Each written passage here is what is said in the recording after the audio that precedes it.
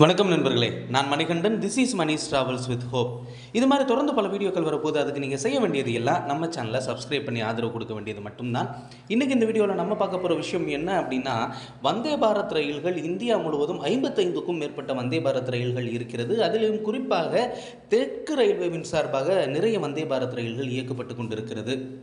கோயம்புத்தூர் சென்னை வந்தே பாரத், அதே மாதிரி மைசூர் சென்னை சென்ட்ரல் வந்தே பாரத், இந்த மாதிரியான ரயில்கள் இயக்கப்படுகிறது.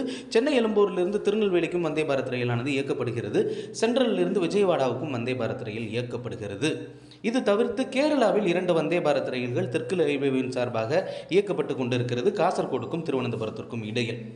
ஆனால் இந்த 2 மாதங்கள் கோடை காலம் அதிகரித்திருந்த காலம், ஏப்ரல் மே மாதங்களில் அதிகப்படியான வருவாயை வந்தே பாரத் ரயில்கள் ஈட்டியிருக்கிறது அப்படிங்கிறது தான் இப்போது கிடைத்திருக்கக்கூடிய தகவல் மூலமாக தெரிகிறது.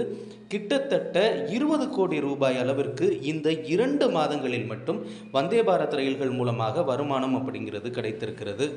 அதிலையும் குறிப்பாக மைசூரிலிருந்து சென்னை சென்ட்ரல் வரக்கூடிய வந்தே பாரத் ரயிலுக்கு இந்த 2 மாதங்களில் 1.71 கோடியும், ரிட்டன் சென்னையில் இருந்து காலையில் கிளம்பி மைசூர் செல்லக்கூடிய வந்தே பாரத் ரயிலுக்கு 1.69 கோடியும் இந்த 2 மாதங்களில் வருவாய் அப்படிங்கிறது கிடைத்திருக்கிறது.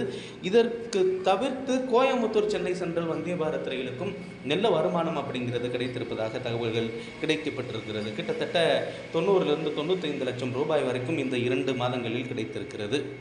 இதில் என்ன பெரிய விஷயம் அப்படின்னா, நிறைய சிறப்பு ரயில்களில் டிக்கெட் கிடைக்காமல் அதிக கட்டணம் செலுத்தினாலும் பரவாயில்லை அப்படின்னு நிறைய பயணிகள் புக் பண்ணியிருக்கிறதும் ஒரு காரணமாக இருக்கிறது.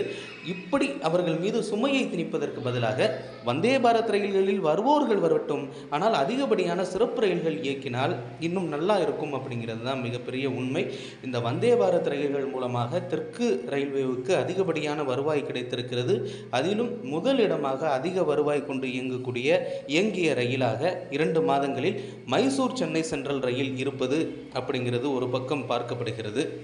இதே மாதிரி நிறைய ரயில்கள் இயக்கப்பட வேண்டும், ஆனால் கட்டணம் சாமானியனும் பயன்படுத்தும் வகையில் இருக்க வேண்டும் அப்படிங்கிறது தான் நம்முடைய கோரிக்கையாகவும் இருக்கிறது. இந்த கோரிக்கைகள் எல்லாம் எப்போது நிறைவேறும் அப்படிங்கிறது தான் தெரியல. எல்லோரும் எல்லாமும் பெற வேண்டும் அப்படிங்கிற ஒரு தாரக மந்திரம் அப்படிங்கிறது இருக்குது. அந்த வகையில் வந்தே பாரத் ரயிலில் வருமானம் கிடைத்தாலும் எல்லோருக்கும் பயனடைய வேண்டும். அடுத்த வீடியோவில் பார்ப்போம். நன்றி.